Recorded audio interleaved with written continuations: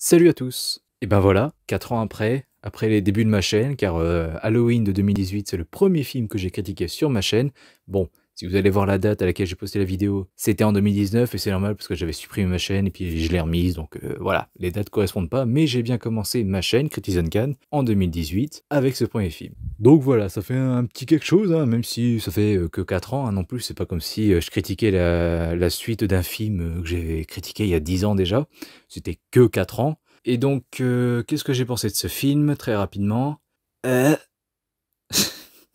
Alors non, c'est pas un vieux gros dégueulasse, c'est juste que je sais pas quoi en penser, en fait.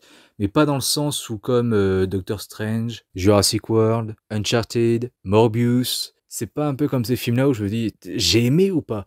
C'est en soi, oui, je sais toujours pas vraiment si j'ai aimé ou pas, mais la malédiction se perpétue. Mais en fait, c'est bien fait, bien mieux déjà que Halloween Kills, vraiment il y avait quelques moments de bravoure dans Halloween Kills, notamment les faux flashbacks. Donc la scène du début, qui se passe en 78, qui a été vraiment très, très bien faite. Mais bon, pour moi, le reste du film, j'ai pas eu l'impression que c'était David Gordon Green qui l'avait fait. Et pourtant, je connais pas forcément le bonhomme, hein, mais je vois la différence avec celui de 2018 déjà. Et là, je le retrouve. Il y a notamment une scène où je me suis dit ça, je retrouve David Gordon Green, c'est au moment où on nous introduit en gros, comment il s'appelle? Bref, celui qui a tué un gamin dans Halloween Ends, sans le vouloir. Donc quand on nous introduit ce mec et le petit bout de scène juste avant, vraiment j'ai reconnu, David Gordon Green. Point de vue réalisation, parce que en fait, c'est quasiment le même début. Si vous avez vu ma critique de Halloween 2018, vous vous souvenez peut-être d'un moment où je parle où c'est, très découpé, où ça s'enchaîne très très vite, les plans sont quasi subliminaux. Et là, c'est un petit peu la même chose, juste avant qu'on découvre le mec là qui travaille à son garage. Et même en termes de violence et tout, de comment il traite la forme de Halloween, j'ai vraiment retrouvé David Gordon Green, que j'avais perdu avec Halloween Kills. Hein. Vraiment, j'ai pas compris, pour moi c'était un téléfilm ce truc en termes de réa. Navré de le dire. Donc franchement, voilà, en termes de forme, ça allait, mais en termes de fond, je vais un peu plagier Chef Otaku sur sa critique de Star Wars 8, j'ai pas compris.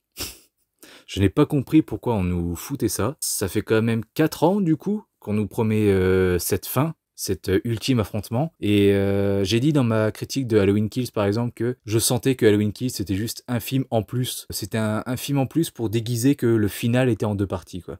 Donc Halloween Kills, c'était la première partie, Halloween Ends, la deuxième. Et la première partie n'était pas du tout nécessaire. Et en fait, bah, la première partie se prolonge jusqu'à 1 heure de ce film. Et en soi, le véritable affrontement qu'on attend depuis 4 ans, bah, c'est juste la dernière demi-heure du film. Mais sinon, vraiment, ouais, j'ai pas compris pourquoi on nous a proposé ce film. Si on met de côté, bien sûr, la morale du film, parce qu'en soi, quand tu vois la morale et tout, tu comprends tout ce développement de ce personnage qui débarque, qu'on connaît pas, qu'on n'a jamais vu avant, qui a fait une grosse connerie. On comprend ce qu'il veut dire, on comprend le petit message un petit peu, genre le mal est en chacun de nous et en soi, un rien peut nous rendre comme Michael Myers, que ce soit d'ailleurs pour le petit jeune qui a tué malencontreusement un gosse, ou les gens qui réagissent autour de lui, qui seraient prêts à le lyncher en public alors qu'il a été acquitté. Donc, je vois ce qu'il veut dire, notamment avec la phrase de fin, le mal ne meurt pas, il change de forme, mais je vais dire les termes, on s'en fout. Putain, ça fait... Enfin, ils ont quand même fait une trilogie, alors qu'ils auraient pu en soi faire l'affrontement final en 2018 et ne pas capitaliser à fond la saga Halloween. Après, ça a déjà été un petit peu fait, mais quand même, on nous a vendu une trilogie avec un affrontement final, et finalement, bah, l'affrontement final, c'est d'abord un premier affrontement contre quelqu'un dont on se fout, qu'on découvre dans ce film, et ensuite, la dernière demi-heure, et encore non, les dernières 20 minutes, vu que les 10 minutes qui suivent, bah, c'est le générique de fin, c'est enfin, merde, Laurie Strode contre Michael Myers. Enfin, c'est bizarre quand même. C'est un gros pari vraiment risqué, je pense que ça va pas passer. Déjà que le dernier, Halloween Kills, a été beaucoup moins bien noté. Celui-là, je pense que déjà ce serait triste qu'il fasse encore moins d'entrées, parce que l'autre déjà c'était pas mirobolant, mais on va dire que c'est la Covid, allez. Mais point de vue note, c'était pas ça, et ça c'est pas à cause de la Covid. Mais là, celui-là, j'ai peur pour lui, et je vais pas dire que ce serait mérité, mais je comprendrais quoi. Je comprendrais que les gens n'aiment pas. Donc moi, je déteste pas, c'est déjà ça, mais je peux pas dire que j'aime vraiment à fond. D'ailleurs, je sais même pas quoi mettre. Parce que si vous avez pas compris, avis à froid, je déteste. Avis à tiède moins, j'aime pas, mais je déteste pas non plus. Avis à tiède, c'est moyen. Avis à tiède plus, ça va, ça commence à être très bien. Et avis à chaud, vraiment, j'adore. Donc je vais mettre avis à tiède, parce que c'est moyen, voilà. Mais franchement, je sais pas quoi mettre. Je sais pas ce que je pense de ce film. J'ai des choses à dire, hein, vous en faites pas. Mais vraiment, je n'ai pas compris ce choix d'intrigue. Donc j'ai trouvé ça décevant de ce côté-là, vraiment. Parce que dites-vous qu'on voit vraiment Michael Myers au bout d'une heure de film, sur 1h51. Et même, allez, 1h45 du coup, avec le générique. Et donc avec la morale qui dit le mal ne meurt pas, il change de forme, tout ça, puis avec cette intrigue autour du petit jeune et tout qu'on découvre dans ce film, vraiment je me suis dit, en fait ce film c'est pas un Halloween, c'est plutôt un film Joker dans Halloween. Parce qu'en gros ça nous montre que bah, une mauvaise journée peut tout changer, et tu peux devenir marteau et puis buter des gens. Voilà. Donc ce qui rejoint le message, tout le monde peut être Michael Myers parce que le mal ne meurt pas, il change de forme. Donc en soi, c'est une victoire à la fin vu que, spoiler, ils arrivent à tuer Michael Myers. Et là, c'était très bien fait. Parce que ça, c'est vrai qu'ils ont jamais eu l'idée dans la saga, mais là je pense que, franchement, même dans les années 80, ils n'auraient pas fait de suite. Ils n'auraient pas osé faire de suite. Parce que là, ça n'aurait pas été possible. Mais donc j'aime bien comment ils le tuent, là au moins c'est efficace, mais en soi, c'est une victoire un peu douce amère dans le sens où, ouais, ils l'ont tué, mais comme Laurie dit, le mal ne meurt pas, il change juste de forme. Et donc oui, voilà, en fait, quand j'ai vu ce qu'allait être cette histoire, je me suis dit, bah, en fait, c'est un Joker dans la saga Halloween. Donc c'est un peu particulier et je pense pas que les gens vont apprécier parce que quand on va voir Halloween, on veut voir Michael Myers. Pas forcément Laurie Strode parce qu'elle est pas là dans tous les films, mais Michael Myers, à part le 3, qui était volontairement différent, bah ouais, on le voit dans tous les films, quoi, donc un peu bizarre, quoi. Mais donc, du coup, après cette très longue introduction, un petit peu, on va commencer à rentrer dans le vif du sujet avec ce que j'ai noté. Alors, pour commencer, pour être rapide, les références, ça va parce que c'est dès le début du film. Alors, il y en a pas vraiment par la suite, selon moi. J'en ai pas vu en tout cas. Il y en a peut-être avec des noms de personnages, je sais pas, des affiches, j'en sais rien. Enfin, genre, cette affiche-là, on la voit dans ce film, puis en fait, elle est dès le premier, je sais pas. On s'en fout. Ça m'intéresse pas vraiment, c'est plus des clins d'œil. Mais, en tout cas, un clin d'œil, on va dire, que j'ai trouvé sympa, c'est que on voit au début le babysitter, babysité, et il regarde avec le petit qu'il garde The Thing. Ce qui est rigolo, puisque John Carpenter, le réalisateur du premier Halloween, a aussi réalisé The Thing, et même si c'était 4 ans avant, dans son premier film Halloween, il avait mis aussi des images du vieux The Thing. Quand j'ai vu ça, je me suis dit, bon allez, c'est le final, la boucle est bouclée, ça marche très bien, voilà. Ça, c'est un peu gratuit, mais intelligent et puis mignon, on va dire, voilà. Et aussi, tout simplement, bah, dès le début, on voit, comme j'ai dit, un babysitter babysité. Ce qui est un peu la base du truc, parce que bah, dans le premier film, c'est que ça. On suit que des babysitters se faire buter. Et même le titre devait être Babysitter Killer, ou un truc comme ça.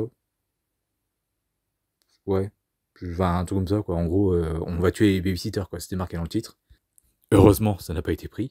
Mais bon, voilà, j'ai trouvé encore une fois pour le dernier, voilà. Pour boucler la boucle, c'était sympa et mignon. J'ai d'ailleurs eu peur parce que l'introduction traîne un petit peu en longueur, elle est vraiment longue, mais au moins, là, rétrospectivement, je peux me dire, elle joue avec la tension et tout. On sait pas en plus si Enfin, on sait pas que, voilà, ça fait longtemps qu'on n'a pas vu Michael Myers, on s'en doute un petit peu, avec la phrase de la mère. Mais voilà, j'ai trouvé ça bienvenu quand même, rétrospectivement, parce que franchement, quand tu sais pas où ça mène, tu te dis, bon, bah, il va débarquer ou pas, et puis il débarque pas, donc tu comprends pas vraiment ce que tu regardes. Mais c'est après, vraiment, quand tu digères le film, que tu comprends ce qu'ils ont voulu faire. Il y a une transition jumpscare aussi à ce moment-là. C'est quand il cherche le petit, bah, il ouvre un placard, enfin, il est dehors, et d'un seul coup, boum. Donc t'as peur, tu sursautes, et puis c'est lui qui ouvre un placard.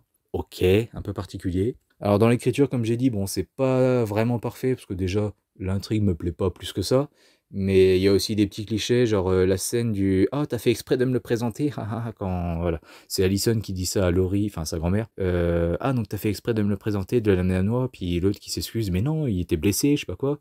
Et l'autre, en fait, elle reproche ça à sa grand-mère alors qu'elle était la scène d'avant en train d'allumer le mec. Donc bon, qu'est-ce qu'elle a à lui reprocher? Parce qu'en soi, elle est un petit peu d'accord, elle veut vraiment sortir avec lui. Donc bon, c'était un petit peu maladroit dans l'écriture, mais bon, c'est pas trop grave. Ensuite, petite catégorie, j'ai pas compris, parce que vraiment, en termes de traitement de personnage, j'ai l'impression que David Gordon Green, qui a réalisé Halloween Kills, n'a pas vu Halloween Kills, parce que à la fin, Michael Myers tue la fille de Laurie Strode, et ensuite il se fait défoncer par l'agent de la ville, mais il arrive à se relever, puis il tue tout le monde, et puis on voit que bah, il est en forme, quoi. Et là, 4 ans après, bah, il est tout faible. Et au contraire, Laurie, qui devrait être dévastée par la perte de sa fille, bah, elle est plus forte. Mais du coup, je comprends pas, c'est...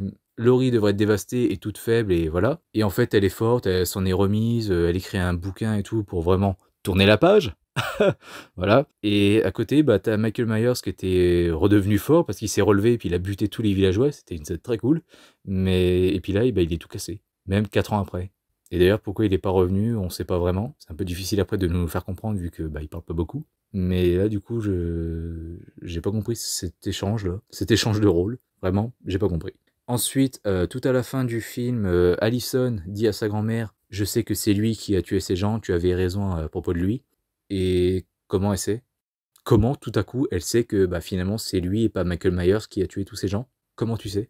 Surtout qu'en plus il a pas été filmé ou il y a pas eu d'enquête, enfin on croit pas, mais on nous en dit pas plus quoi, donc comment d'un seul coup, ouais non t'avais raison en fait c'était lui. Bah, en fait c'est juste comme ça, enfin, on s'en fout, c'est juste pour tout régler avant la fin. Pour plus qu'il y ait de problèmes, pour plus qu'on se dise, mais du coup attends, elle croit encore que c'est sa grand-mère qui a tué son petit copain, et puis du coup elle lui parle bien tout ça, enfin, bah non du coup t'as une phrase comme ça qui tombe comme un cheveu sur la soupe et qui est lâchée comme ça. Non t'avais raison c'était lui.